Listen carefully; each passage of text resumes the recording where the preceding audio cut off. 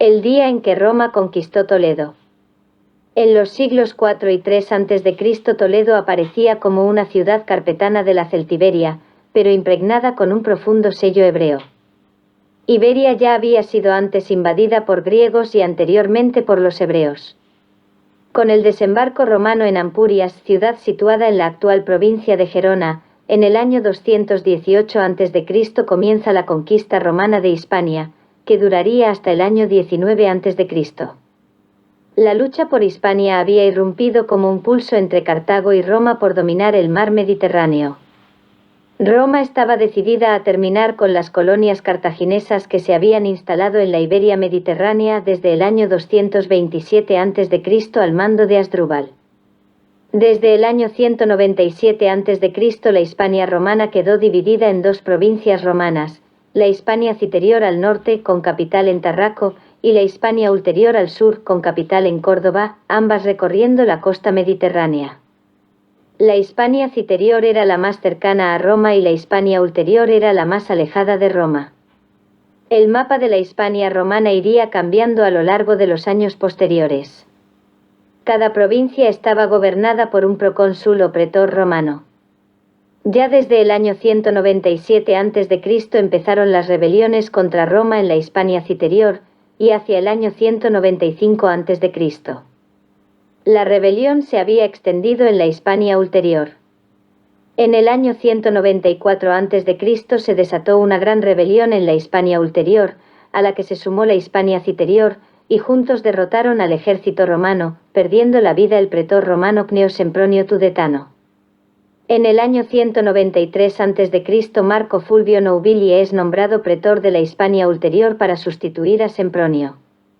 Con una campaña rápida de éxitos militares, el pretor Marco Fulvio Noubili recupera los territorios de la Hispania ulterior para Roma y avanza hasta llegar a la zona central de la península.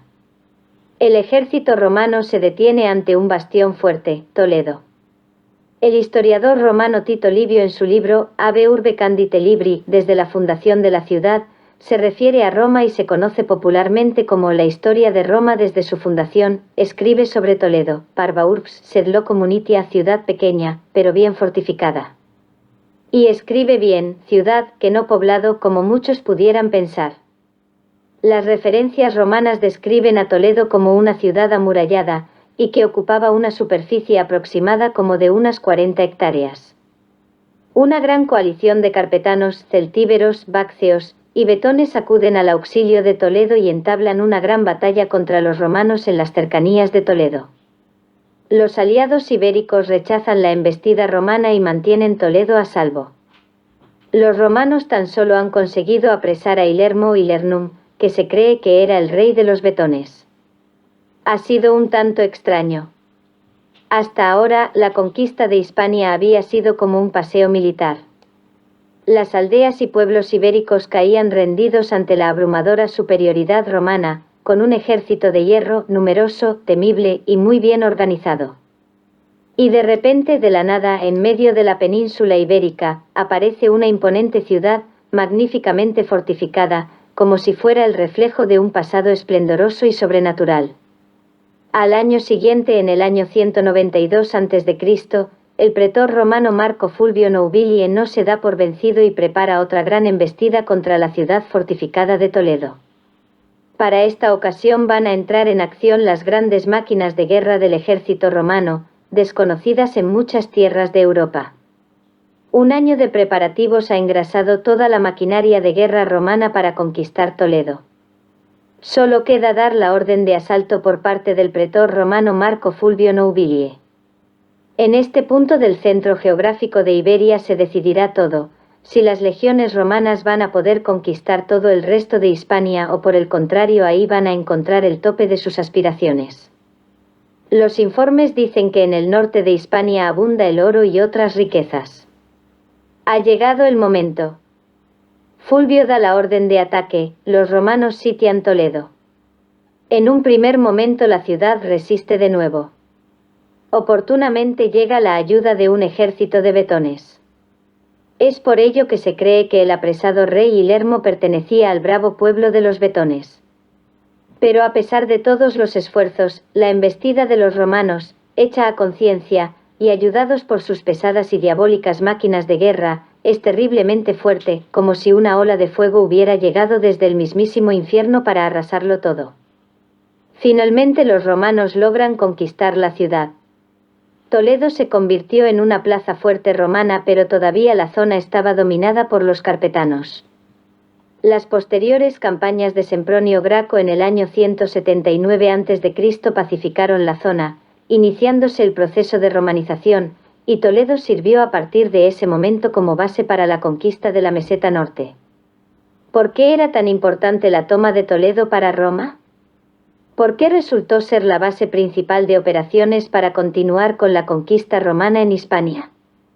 ¿Y por qué acudieron todos los pueblos de la Hispania central para defender a Toledo?